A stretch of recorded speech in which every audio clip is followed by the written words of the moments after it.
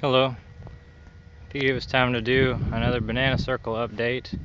As this project continues to change and evolve, I want to make sure I keep it documented and so I can look back and see what things used to look like and how things have grown.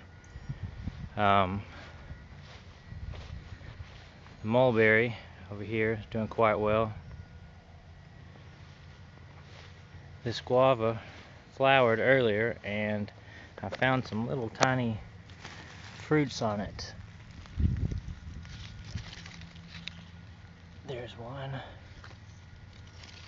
and I saw another one earlier, but I might not be able to find it. It's got cucumber growing up in it. The cucumber's done pretty well so far. Mint's dying back a little bit, which I'm not overly concerned about. I don't want it to take over anyway.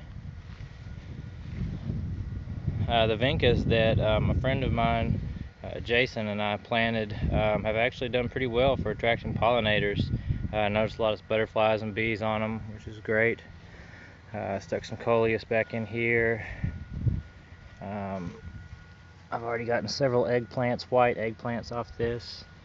And there's a little flower, so it looks like we're going to have some more. This guava didn't bloom, but it's grown a lot more than the other one. And it's got a cucumber growing up through it as well. Kind of sprawling out all over the place. Little rosemary's doing pretty good. I separated several, I think 3 pups off of this banana earlier in the year, and it hasn't really grown much after that. It's still a good size, but it's one of the smaller ones. This is the biggest one. I've got to take a few steps back to get it in frame. It's doing quite well. I'll show you just how thick the pseudostem is at the base. It's pretty impressive, and it's got a couple nice pups coming off of it. This fig tree is doing well. It died all the way back to the ground, so all this is new growth from this season. So it looks pretty lush. I'm happy with that. Pseudostem. Pretty good size. Pretty stout little tree. I like the placement of these other 2 suckers that are coming up. I might take this little one off, but I think I'll leave the one in the back since it's actually closer to the pit. This banana tree has a sucker that's just very close that I think I'll remove, pot up, transplant somewhere. Got some banana peppers off this banana pepper plant, but I ate them already. They're sweet, pretty good. Again, I'm going to take a few steps back to get this mulberry in frame. It's done really well this year. I'll prune it back in the fall after it goes dormant so I can see exactly what I'm cutting off of it. I'm not sure how I want to shape this. I think I'm going to shape it into a standard tree, but I'm not sure about that yet. Purple basil in here is going to seed. I'm going to let it self-seed and hopefully grow some more next year, or maybe even a second season this year. Some banana peppers on this guy. I'll eat them probably before I go home. These 2 banana plants in here were smothered by a zucchini earlier in the growing season, so they're starting to come out of it. They're still quite small compared to the other bananas, but they don't look unhealthy. This Dahonia diversiflora is doing quite well. The butterflies love it, the bees love it. It's a nutrient accumulator, nitrogen fixer, so I'm growing it as a support plant. So when I chop and drop in the fall and everything goes into the pit, it'll add nutrients into my bed. This little crepe myrtle I started from a cutting last year, and I think it's going to bloom. I think it's pink, but we'll find out soon enough. This banana's doing well. Cut these cannas back. I think they'd been attacked by some Japanese beetles, so they were looking raggedy. I cut them all back, and they're coming back. So looking nice.